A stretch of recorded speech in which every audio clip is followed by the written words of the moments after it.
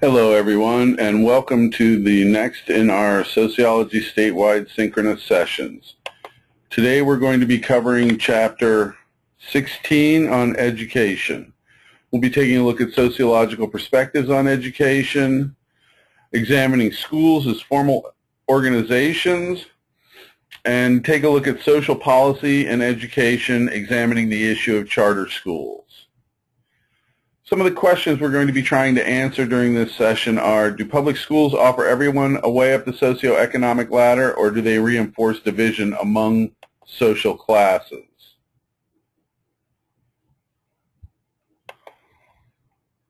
What is the hidden curriculum in U.S. schools? And what have sociologists learned about the latest trends in education? So, that's what we're going to be covering today in our session. Let's go ahead and get started now.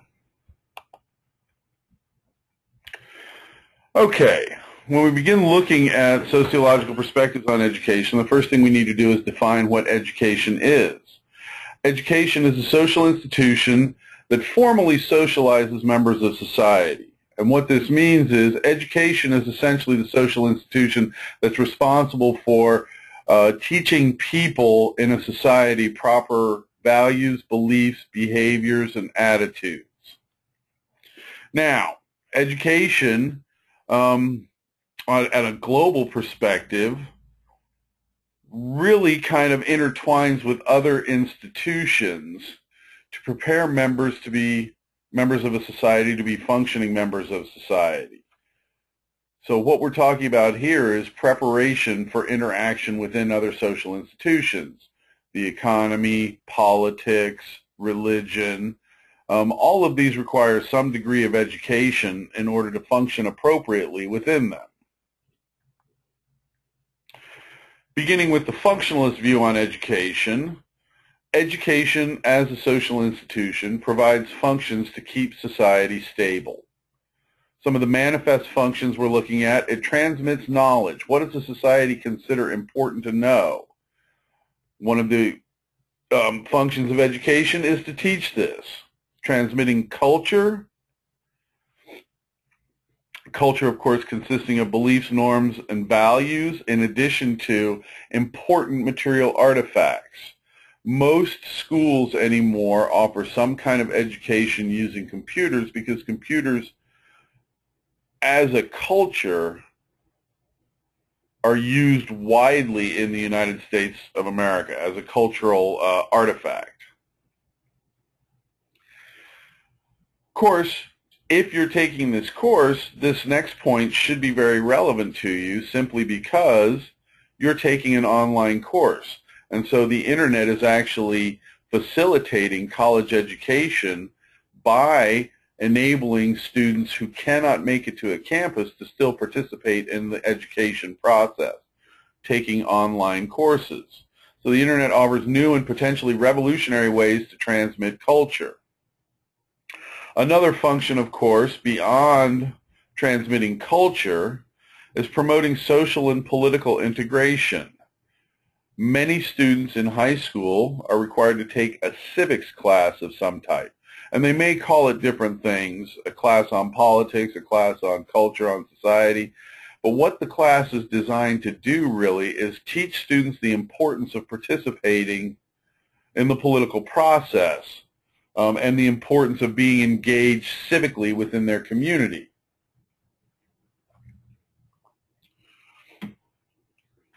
Additionally, we can look at certain practices in education as also doing this, saying the Pledge of Allegiance on a daily basis.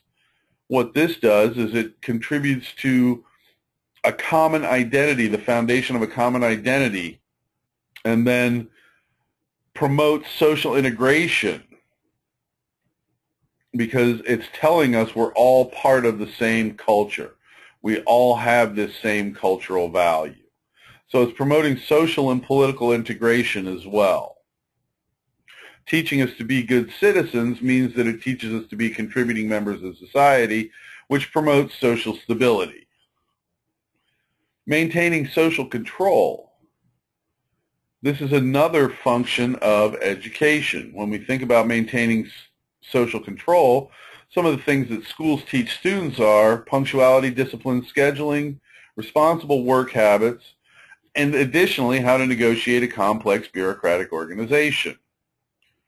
If you think about enrolling at Ivy Tech, there are a lot of steps to go through in order to do that.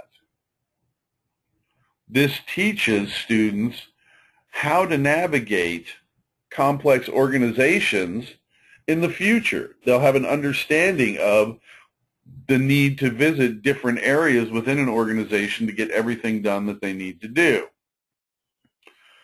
And when you talk about social control and social regulation, most of the time, by the time students reach college, they understand what's going on in the classroom. When I'm teaching a face-to-face class on the first day of class, I don't have to explain the basic rules of how a classroom operates. Students understand almost at a basic level that if they have a question, they need to raise their hands. And this is a behavior that even sometimes goes beyond the classroom. Have you ever been at a meeting at work? The manager's speaking and you have a question. What do? You raise your hand. Well, is that included in any kind of employee manual you've ever read for a job? That's a behavior we learn in school that just gets translated over. We understand that if we want to interrupt a conversation, the proper way to do that is to stick your hand up in the air, letting the speaker know that you have something you would like to either ask or contribute to the conversation. Education can serve as an agent of change. There is a correlation between tolerance and education. It seems that the more education an individual has, the more tolerant of differences of other cultures, other practices, other behaviors they become. So serving as an agent of change, one way schools do this is by introducing students to a variety of cultures, a variety of traditions, a variety of beliefs that may be very different from the beliefs, traditions, and culture in their own society. So schools can serve as a meeting ground where people can share distinctive beliefs and traditions. In fact, just recently, Ivy Tech created what's called a global education certificate. And one of the components of this certificate is that you need to take some kind of multicultural awareness class, a class that exposes you to beliefs and traditions from another culture. Of course, serving as an agent of change, technological innovations, a lot of them do come out of research in universities as well. And so a lot of the cultural artifacts that we take for granted come about because people started doing research on them in schools. There are a couple of latent functions, before we move on to the conflict view here, there are a couple of latent functions that school also serves. Manifest functions are the functions for which an institution is responsible, for which an institution is arranged. Latent functions are those functions that an institution provides but are not part of what it's supposed to provide to society. So if we think about latent functions that school provides, one of the things is if you think about elementary school, it provides daycare, especially for working class families. For the time that the students are in school, parents are relieved of the obligation of providing for the secure setting for them. Another latent function that school provides is, of course, networking opportunities, opportunities to build relationships. How many times have you started dating somebody that you were in a class with? How many friends do you have from K through 12 education that you still keep in touch with? So we can develop our social capital at schools as well. Social capital, of course, referring to the networks of people, friends and acquaintances that we have. Moving on to the conflict view here, pardon me. From a conflict perspective, education as a social institution continues to maintain and reproduce inequality. So when it says education is an instrument of elite domination, what it's talking about there is that there are practices within education as a formal institution that are designed to protect the interests of the elite class. It says schools socialize students into values dictated by the powerful and stifle individualism and creativity to promote relatively insignificant change. What they're talking about there is the idea of what's called the hidden curriculum, which is a conflict perspective on people being taught appropriate class-based values and the values of the dominant institution being taught to everybody in a society. For example, if we think about how people from different class backgrounds are taught different behaviors at school, children that come from a working class background will be taught to be obedient to authority in preparation for their role as future workers in factories and workers in the economy. Children from middle class backgrounds are taught to have expectations of social institutions. Social institutions are there to serve a purpose in society. And the reason that people from middle class backgrounds are taught to have these expectations is many of them will go on to work within these social institutions providing these services. And children from elite backgrounds or upper class backgrounds are taught to question authority in preparation for their role as the future leaders of society. Additionally, it is the dominant cultural ideology that is taught in the educational system as appropriate values, appropriate beliefs. Again, this can be seen to stifle some concerns that minorities may have. So here's a slide on the hidden curriculum. Standards of behavior deemed proper by society are taught subtly in schools. And depending on what type of school you're attending, you will be taught differently according to this conflict perspective. Credentialism itself is the idea of increasing not just the level of education, but the certificate associated with the level of education, that credential that a diploma or a technical certificate represents. In the 1980s, if you wanted to enter the computer field as a worker, all you had to do was demonstrate a knowledge of computers, demonstrate that you knew how to work with computers and how to make computers function, write software, even operate hardware. Currently, if you want to go to work for a computer company, a company like Dell or Gateway or Microsoft, any company that's kind of associated with computers, Sun, Oracle, Google, well, they're all types of them, they are going to probably require some type of degree unless you happen to be the Goodwill Hunting of computers and are a savant as far as that goes. Credentialism itself is a way of restricting the number of applicants that are going to apply for a particular job. So when we require increased levels of education, education is a resource that not all people have equal access to. So this is another way of protecting the interests of those people who have access to education in society. Bestowal of status, another thing that education does. Schools tend to preserve social class inequalities in each new generation. Oftentimes, students of working class people are advised and guided into curricula that will take them towards vocational schools and trade schools rather than curricula that will take them towards the highest levels of college and academic education. This is done through a process called tracking. Now, the idea behind tracking is that according to the interests, the skills, and the future plans of students, they will be put into various educational tracks. That's the functionalist perspective on tracking, is that it benefits students because it allows them to tailor their education based upon their future goals. The conflict perspective on tracking, and the reason that it's included in the conflict view in your textbook, is that students are tracked not just on the basis of their own skills, their own desires for employment, and their own future plans. They are tracked into various educational tracks on the basis of their family background and their family standing. I mentioned the idea of teaching appropriate values to students from different class backgrounds. This is the correspondence principle. It perpetuates social class divisions and teaches appropriate behaviors on the basis of the class background of the family from which the student comes. Okay, the feminist view, of course, is going to look at education as maintaining inequality between the genders. You find stereotypes in textbooks.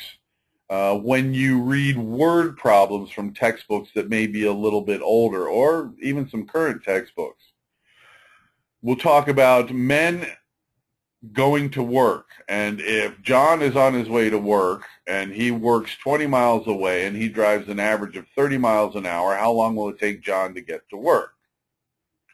Now, that seems innocuous enough, but what it's doing is it's taking a male gendered name and showing it going to work.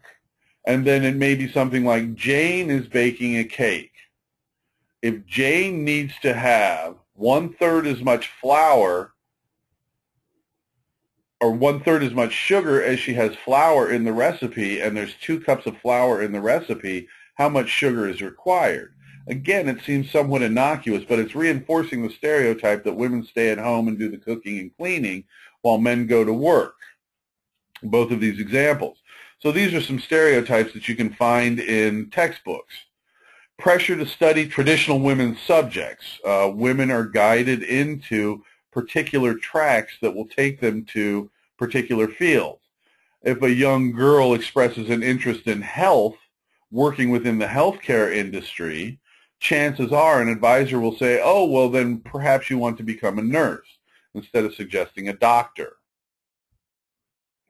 In the 40s and 50s in college, the most common degree, bachelor's degree for women to be pursuing and what they would be advised into is not what you might think, teaching or nursing or fields like that. It was actually home economics. Unequal funding for athletics. Title IX was supposed to address some of this in education. Essentially, any public school that receives federal funding is required to provide equal number of opportunities to participate in athletics for male and female students. Now, that doesn't mean they have to provide the same sports. If you have 3 sports offered in the fall for male students, you must have 3 sports offered in the fall for female students. And it doesn't have to be football, soccer, cross country. In general, what you might find is field hockey, soccer, cross country instead. But if you see, there's an equal number of opportunities. However, at the college level, the funding for male athletic teams far exceeds the funding for female athletic teams. If you look at one of my alma maters, Notre Dame, where I attended graduate school, the football team for Notre Dame is by far the most endowed athletic organization at Notre Dame.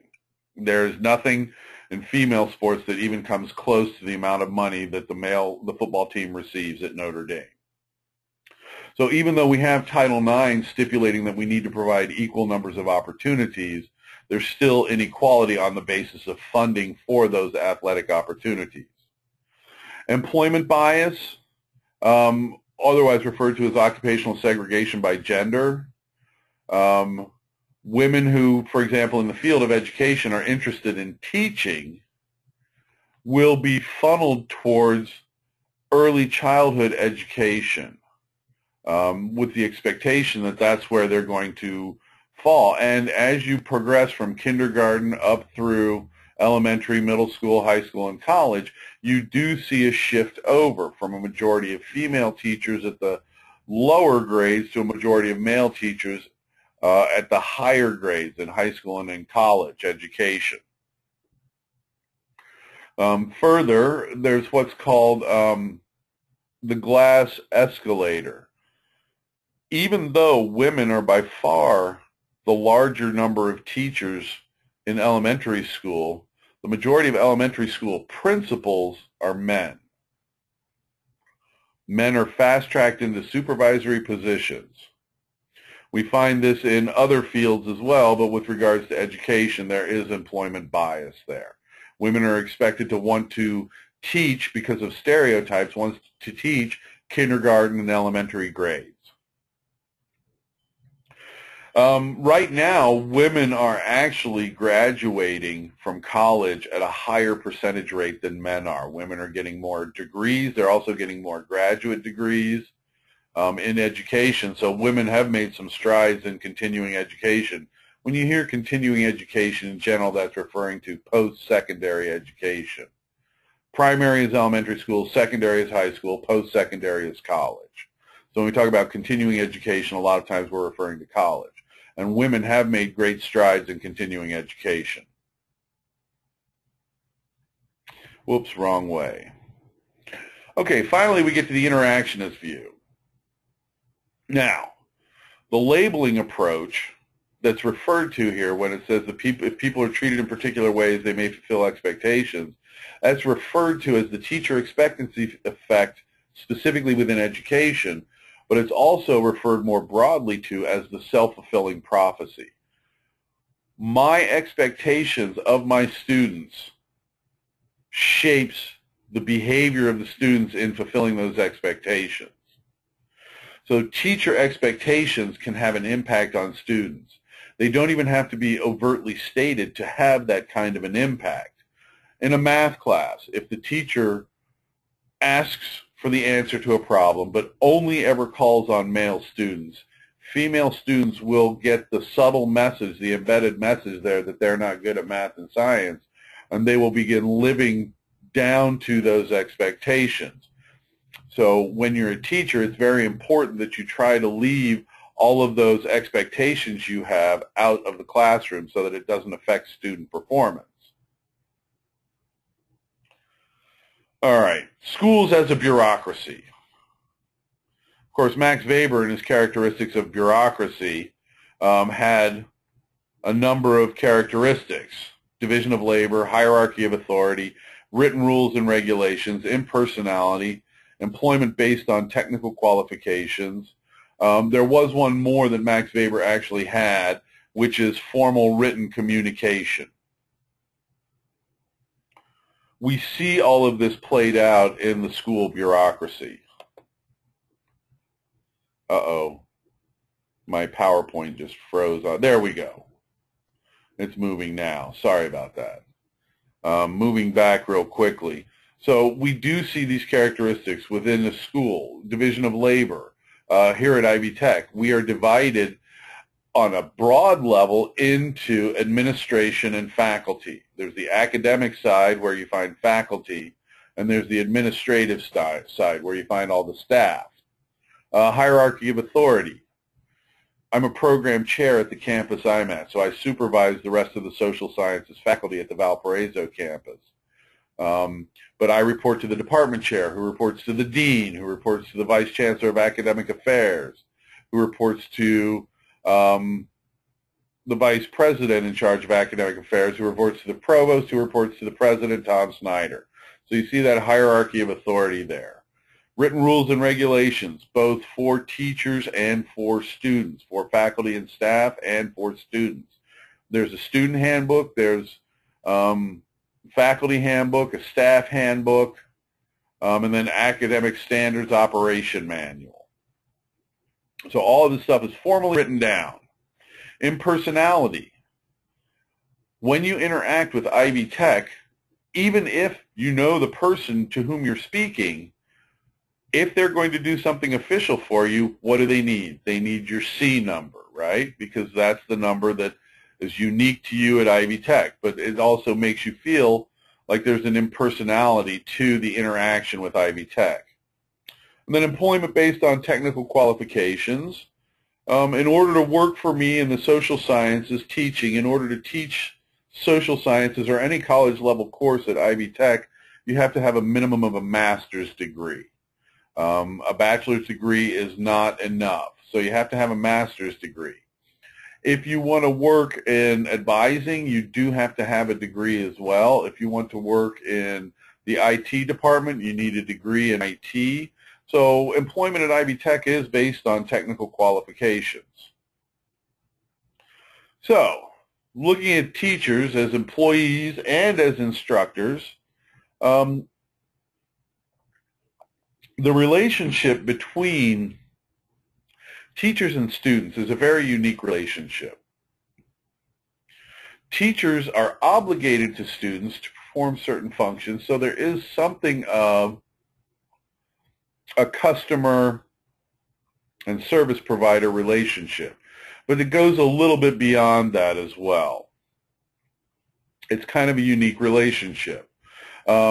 Similar in some respects to the doctor-patient relationship, to the lawyer-client relationship, to the counselor-client relationship, wherein there is a degree of confidentiality, but there's also a degree of professional authority associated with that. Students can't just walk in, plunk down $400 and say, give me my A. Teachers have more obligations than that. So there are a lot of stresses that teachers can undergo because there's a push for them to, treat the students with respect and make sure that the students are getting their values worth, but teachers also have an obligation to make sure that they're maintaining academic rigor. So between a quarter and a third of new teachers quit within their first 3 years. They find the job really stressful because of sort of those competing pulls they have on them. Fewer students are choosing teaching as a career due to perceived low income, although most teachers do make above the median income in the United States of America, or they make close to or above the median income in the United States of America. But you can see here small numbers of students in 2010 were interested in education overall. If we add those two numbers together, we're just over 7% of first-year college students expressing an interest in elementary or high school education. So when we take a look at college, take a look at students within college, we've got this idea of the collegiate subculture, an academic subculture, a vocational subculture, nonconformist subculture. There are all types of student organizations on campus. Collegiate subcultures, some of the organizations that might be in there would be the idea of fraternities, sororities, student government. Academic subculture, clubs devoted to particular, like biology club, astronomy club, math club, English club, writing club, things like that. Vocational subculture, for students that are on, a particular career track, like at Ivy Tech, there's the Health Sciences Club, Criminal Justice Club, things like that. And then the nonconformist subcultures as well. If you think about some of the student organizations, the gaming club, where they're playing role-playing games and things like that, that tends to be a bit of a subculture. Video games, music can create like a sort of a subculture. And the students are exposed to all these competing subcultures, and then it's their job to figure out where they fit in.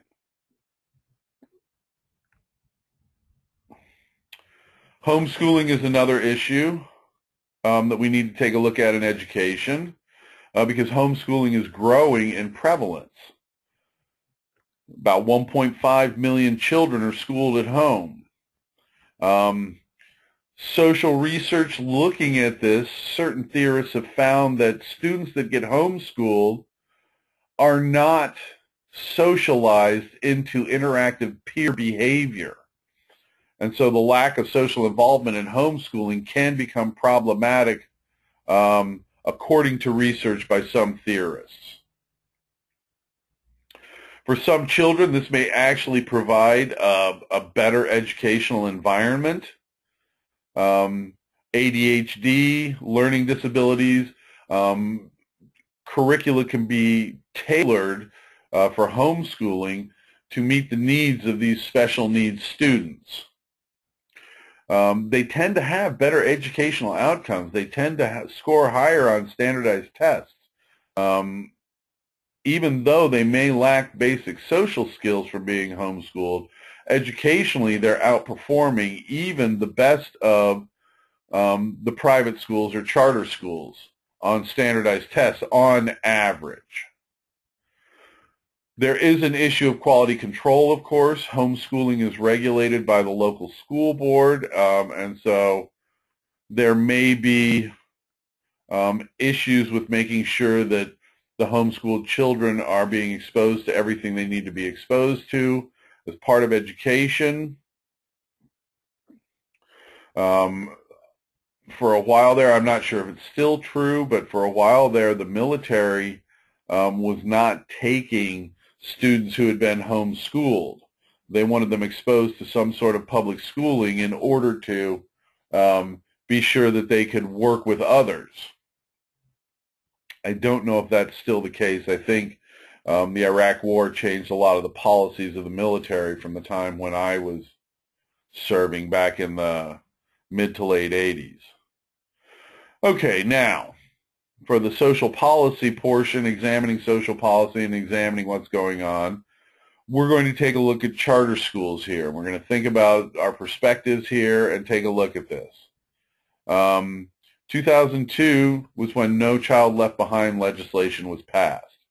It was essentially the beginnings of what's called the Common Core, making sure that students in every school district, in every school that received federal funding, would be learning the basics of kind of a general education that they needed.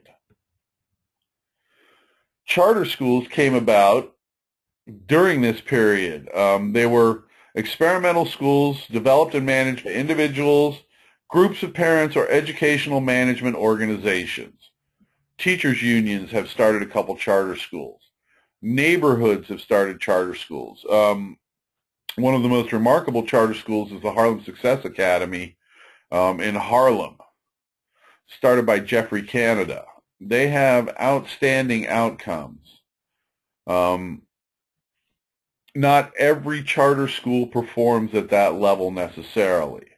The first one opened in Minnesota in 1992. By 2010, there were over 5,000 charter schools established in 40 states.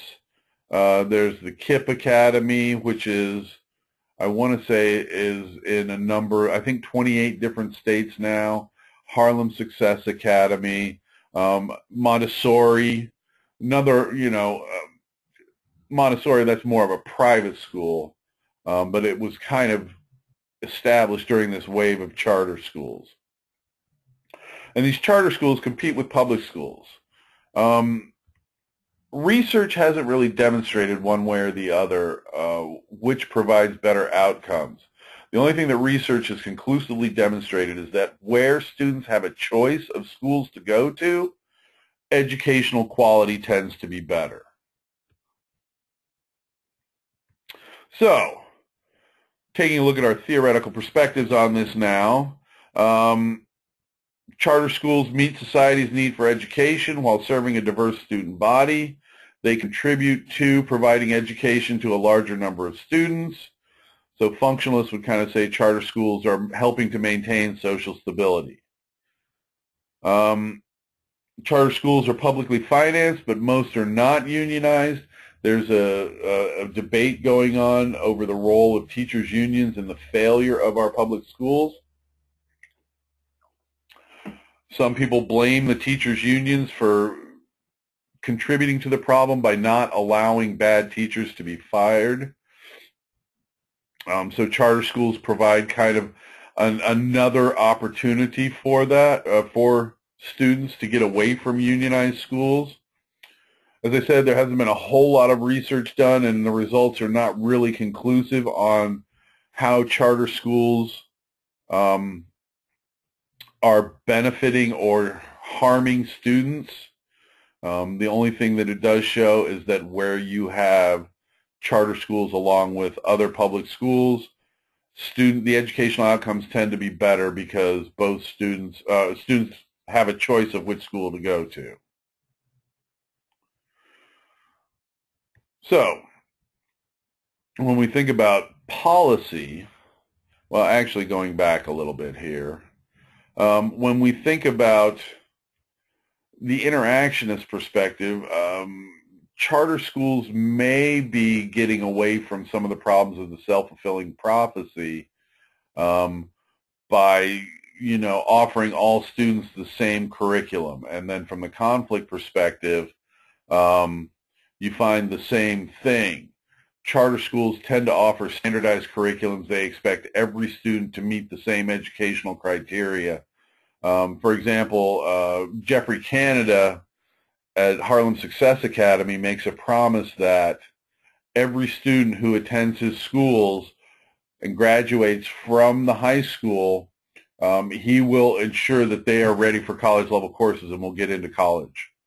And they have, I want to say, close to a 97% graduation and college-ready rate.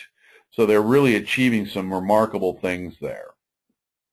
And so from a conflict perspective, looking at what charter schools can offer, they offer for lower income students a path towards a very good education at times. So when we think about policy, moving on now, school policy being driven at the local level, most school boards are municipal school boards. There are state school boards as well, but for the most part, the municipal school boards are the ones that determine school policy, the curricula for the schools. There are other choice programs available, homeschooling, school vouchers, which has become somewhat controversial because in general what happens is if a school devotes X number of dollars to every student, the voucher will be for that much money. But in order for students from lower income to attend a private school, they need additional funding beyond the charter. This is something that's really only available to middle and upper class. So the voucher program from the conflict perspective kind of looks at it as just another way of maintaining inequality. But vouchers is another program that's available. So that concludes our lecture on education for today. I hope you're getting benefit from these. I hope you're enjoying them. If you would like to contact me, my name is Matthew Howell. I'm at the Valparaiso campus, and my email address is mhowell1@ivytech.edu. Join us next week when we'll be moving on to the next of our statewide synchronous lectures.